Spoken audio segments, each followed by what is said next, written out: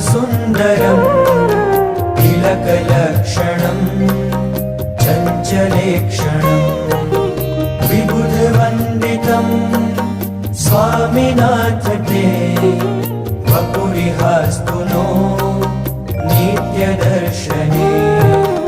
मदनमोहनं प्रेमदोहनं नयनगोचरं भक्तसञ्चरं